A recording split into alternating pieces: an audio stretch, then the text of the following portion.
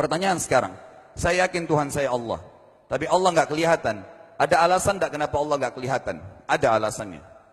Anda tanamkan baik-baik, ini masalah akidah yang paling penting. Kata Nabi, atau disebutkan dalam banyak riwayat, bahwasanya nabi-nabi pun belum pernah ada nabi yang lihat Allah, termasuk Nabi Muhammad SAW. Kita ambil dalilnya dalam hadis Bukhari. Waktu Nabi SAW pulang dari Isra Mi'raj, jemaah sekalian, Aisyah bertanya radhiyallahu anha, berkata, istri beliau, ya Rasulullah, hal tara rabbak? Apakah anda waktu Mi'raj ke langit, terima perintah sholat, sempat lihat Tuhan anda enggak? Lihat enggak Allah itu bagaimana? Apa jawaban Nabi SAW?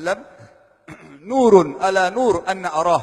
Allah itu cahaya, di atas cahaya, terang sekali. Bagaimana saya bisa melihatnya? Artinya Nabi SAW mengatakan, saya sendiri belum pernah lihat bagaimana itu Allah. Contoh sebelumnya Nabi Musa alaihissalam. Nabi Musa waktu menerima wahyu Taurat, itu selama 40 hari, turun Taurat lengkap. Al-Quran 23 tahun baru lengkap. Kalau Taurat 40 hari, nunggu di gunung Tursina. Tursina sebuah wilayah di Mesir sekarang.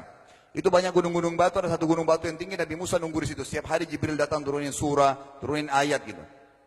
Setelah berlalu 37 hari dari 40 hari menunggu Taurat turun, Nabi Musa alaihissalam tiba-tiba bertanya kepada Allah, mengatakan begini dalam Al-Quran, A'udzubillahi minasyaitonir rajim, Rabbi arini anzur ilaik.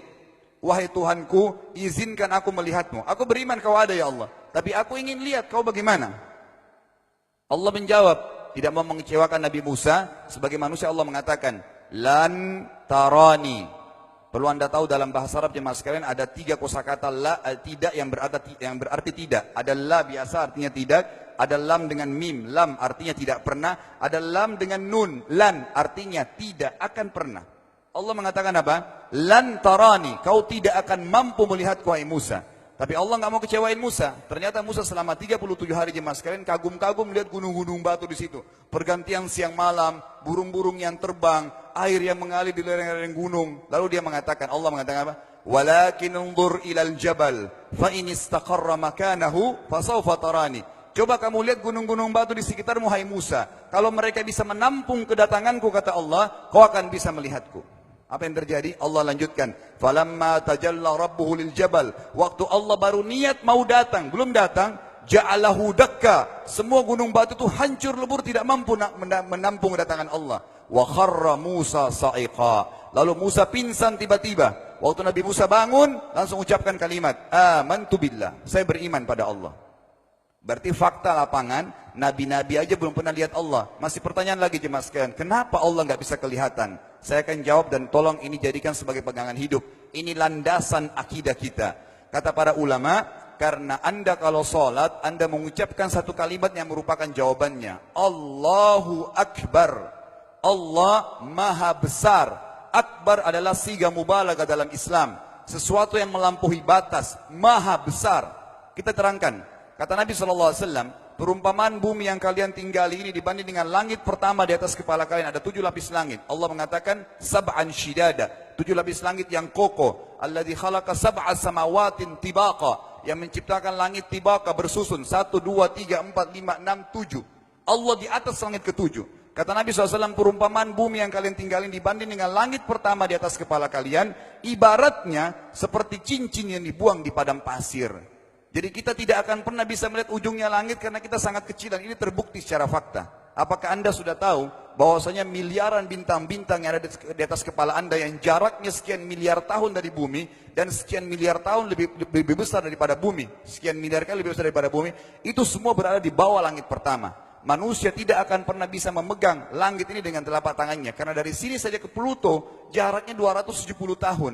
Nggak bakal bisa ada astronot dikirim kena mati di tengah jalan. Jaraknya jauh sekali bintang-bintang, dan semua berada di bawah langit pertama. Kata Nabi SAW, di atasnya ada langit kedua besarnya, digabung antara bumi sama langit pertama seperti cincin dibuang di padang pasir. Langit ketiga, 2, 1 dan bumi digabung tiga-tiganya, dibanding langit ketiga seperti cincin dibuang di padang pasir, sampai langit ke-7. 5, 6, 4, 3, 2, 1 dan bumi, 7 digabung, dibanding langit ke-7 seperti cincin dibuang di padang pasir. Dan langit yang luas ini jemaah sekalian dipenuhi dengan makhluk Allah yang lain namanya malaikat. Dalam hadis Bukhari kata Nabi SAW, waktu saya sedang dimi'rajkan ke langit, tidak ada 4 jari pun ukuran di langit yang luas itu, kecuali saya temukan malaikat yang sedang ruku atau sujud, penuh dengan jumlah mereka. Anda tahu malaikat itu ada namanya nama kelompok, seperti Rakib, Atid itu kelompok. Di bawah Rakib banyak miliaran malaikat, di bawah Atid miliaran malaikat. Sama dengan Munkar Nakir, ada memang nama kelompok. Makanya kalau manusia 5 miliar, rakib atidnya 10 miliar. Rakib atidnya 10 miliar. Lalu kata Nabi SAW, di atas langit ketujuh ada Sidratil Muntaha. Besarnya digabung antara 7 lapis langit dan bumi. 8 hanya seperti cincin di bawah di padang pasir. Di atas Sidratil Muntaha ada sebuah lautan yang Allah ciptakan. Lautan itu besarnya digabung antara Sidratil Muntaha. 7 lapis langit dan bumi. 8, 9-9-nya seperti cincin dibuang di padang pasir. Makanya kalau anda baca Quran, anda baca ayat wa kana arsyu alal ma, singgasana Allah di atas air. Ini maknanya. Air adalah ada lautan. Lalu kata Nabi SAW, arsy-nya Allah di atas lautan itu singgasananya Allah. Besarnya digabung antara lautan, Sidratul Muntaha, 7 lapis langit dan bumi. 10-10-nya hanya seperti cincin dibuang di padang pasir. Anda sudah hafal ayat kursi? Apa artinya? Ayat tanda-tanda kebesaran Allah. Kursi itu artinya bukan tempat duduk, tapi tempat pijakan kaki raja di singgasana. Kalau raja ingin naik singgasananya dipijakan kaki, itu namanya kursi. Kita baca apa? Wasi'a kursiyuhu as-samawati wal ard. Pijakan kakinya Allah saja sudah menutupi seluruh langit dan bumi ini. Jadi kita mustahil bisa melihat Allah karena besarnya Allah Azza wa Jal. Tinggal kita tutup jemaah sekalian. Kira-kira, lalu bagaimana saya berhubungan dengan Allah? Jawabannya sederhana. Anda lingkari namanya Allah, ini Tuhan kita. Yang menyembah selain Allah kafir, yang mempartisipasikan Allah dengan makhluknya, masih sembah berhala, kuburan, jimat, namanya syirik. Dua-dua nggak boleh. Untuk berhubungan dengan Allah yang tidak kelihatan dengan mata kita ini, tapi kita bisa rasakan keberadaannya, cuman satu cara. Di bawahnya lingkarin ibadah. Salat, puasa, zakat, haji, takziah, ziarah kubur, semua ini adalah rangkaian ibadah untuk berhubungan dengan Allah. Semua ibadah ini jemaah sekalian, harus seperti yang Allah mau, bukan yang Anda mau. Ini penting. Karena kalau tidak seperti yang Allah mau, Allah tidak terima. Bagaimana caranya supaya bisa seperti yang Allah mau? Ikuti buku pedomannya. Ada Al-Quran, ada Sunnah. Yang beribadah keluar dari dua pedoman wahyu ini tidak akan diterima oleh Allah.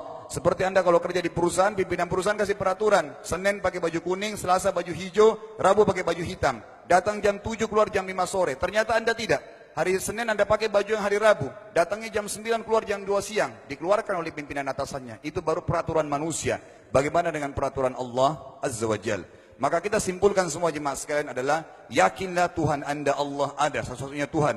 Kalau Anda sedang sakit, yang ciptakan Anda Allah, yang ciptakan penyakit Allah, yang menciptakan kesembuhannya Allah. Kalau kita sedang musibah sama, kalau kita sudah senang juga sama. Semoga Allah SWT menjadikan kita orang-orang yang senantiasa beriman padanya, dan juga selalu bertumbuh dalam keimanan tersebut, serta mengikuti syariat dan hukumnya.